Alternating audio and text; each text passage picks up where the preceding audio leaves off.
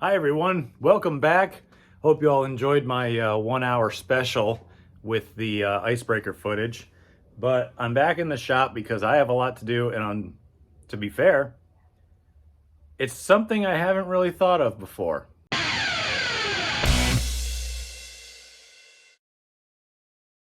If you're just joining me, thank you so much for watching. I greatly appreciate it. Please consider subscribing if you haven't already. And if you think that your friends or family would like what I do, please get them to subscribe as well. Again, my goal here is to get Google to pay for my racing bills with ad revenue.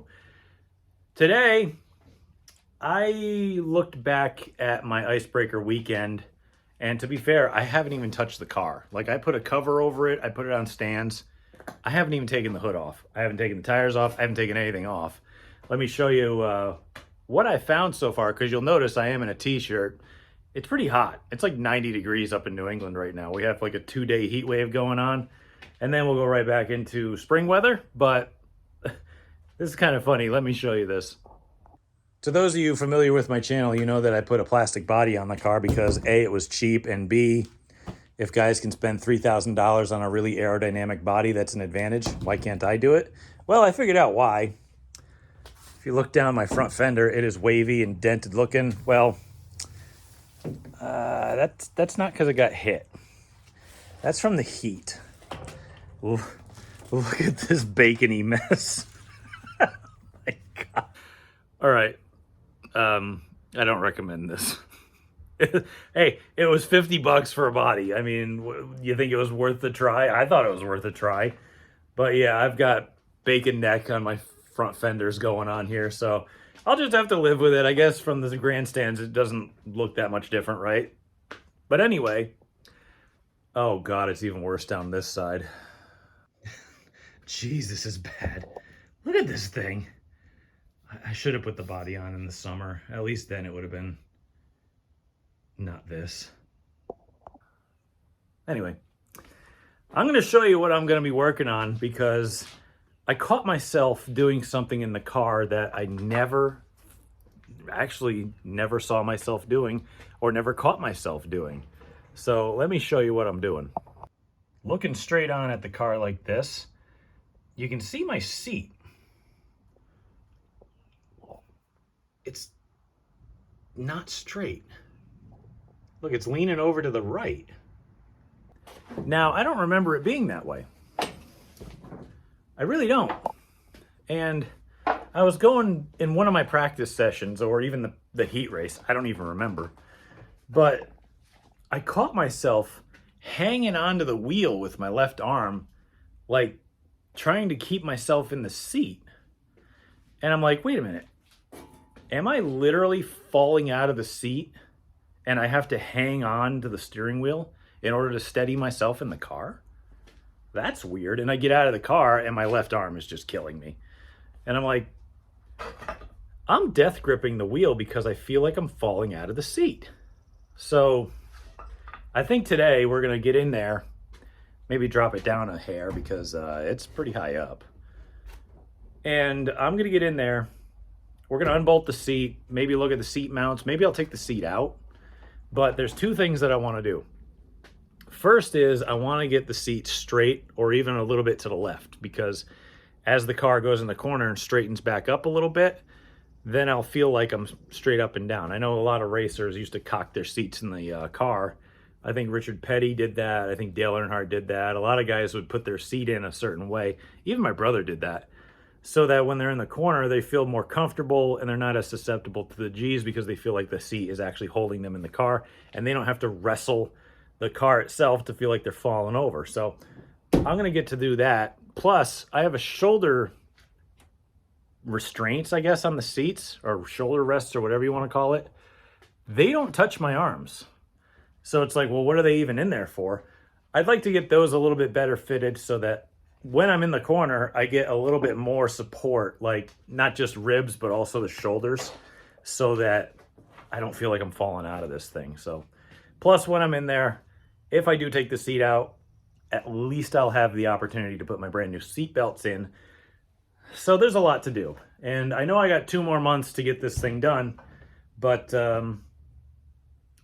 just like the off season, time waits for no man. So let's get to work so that we don't have to worry about actually running out of time because we're procrastinating, I guess. Also, I got some goodies for the shop so that we can make more videos, and I've got more stuff in the pipeline.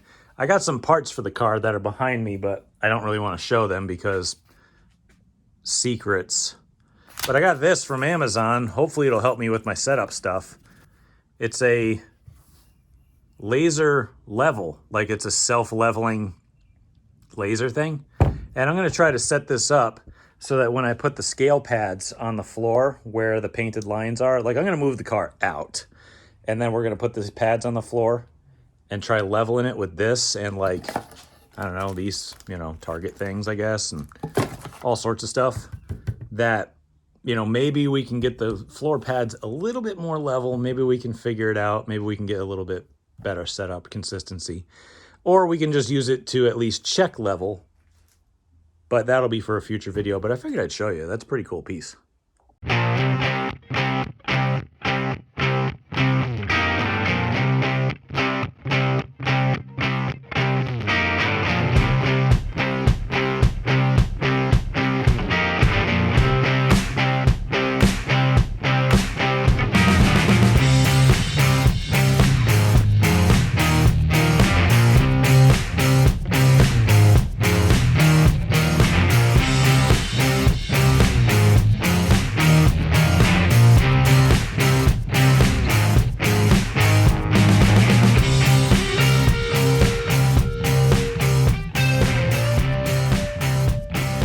Well, the seat's out.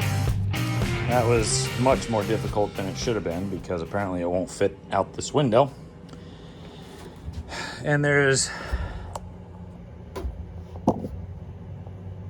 mirror all over my interior now and probably in my bag because, yeah,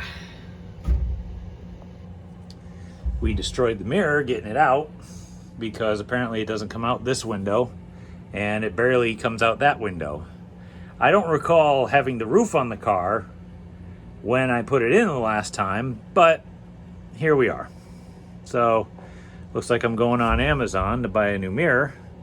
By the way, tech tip, if you need a nice, you know, wraparound style mirror with these 1 3/4 clamps, buy a UTV mirror off Amazon. They're like 15 bucks. You won't have to buy that long acre jobby that's like 70. So I got the seat out. It's, like I said earlier, kind of a pain to get out. This is kind of your bolt-on unit, and yes, this is an old lightweight seat, but it's got all sorts of supports and stuff in it that are welded in, so it's pretty strong. Been through some stuff, let's just say. So what I'm going to do is I'm going to take this right side one and see if I can't bring that in a hair, and then I need to go in the car and adjust the mounts so that the seat goes like this. Oh, kid's playing outside. Good. He should be touching grass. Good. Go touch grass. Good. Keep recording. Yeah, I know. But anyway, we got to get that moved in so that it holds me in the seat a little bit better. I bent the right side rib protector in a little bit because it was a little loose. And then we're going to probably finagle it in the car and see if I can't get her to straighten out.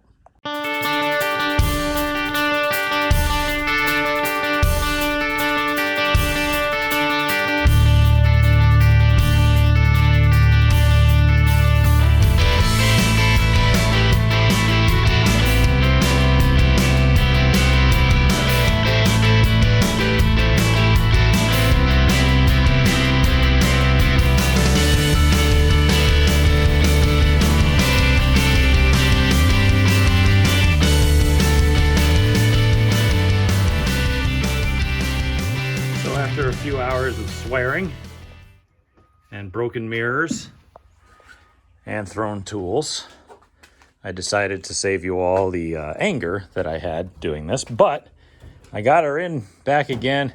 She is tilted back up a little bit. Shoulder harness is a little bit closer.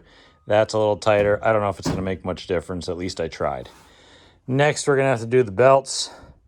But that's going to wait for another day because it's starting to get dark. I haven't eaten, and there's a truck race on that I want to watch. So I'll see you tomorrow.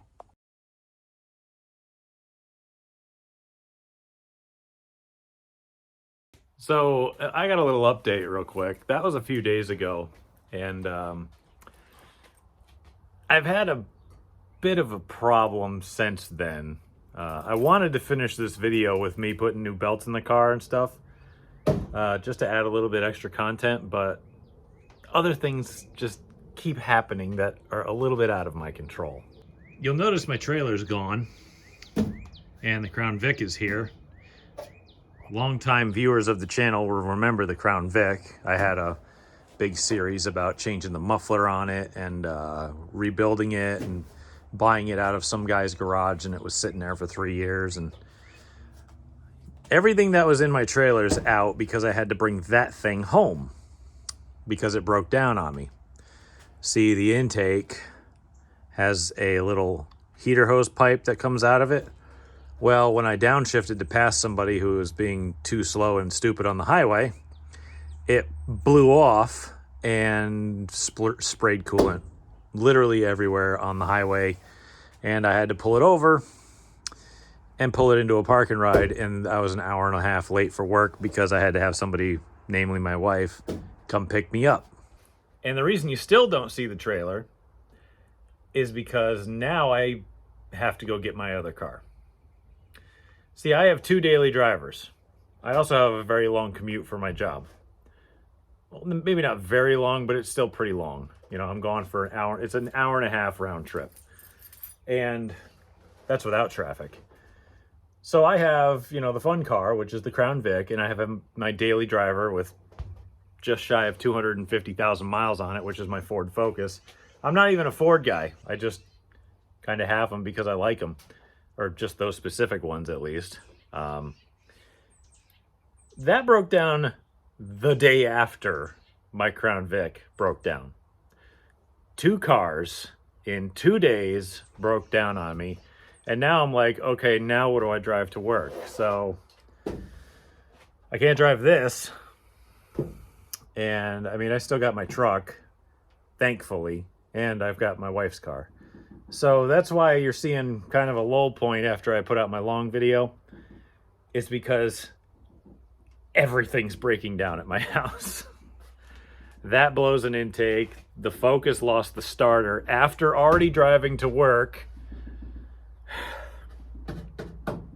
Anyway, so I'm going to cut this video a little short. My apologies if it kind of didn't have a lot of content in it, but trust me, I have a lot of work to do and I have a lot of stuff coming, so I just had to take a little break from the channel to get all this other stuff done. And I mean, the shop is just blown up right now, so I need time to clean that up, but I don't want to lose touch with you guys, so I'll just keep it short. Thank you all so much for watching.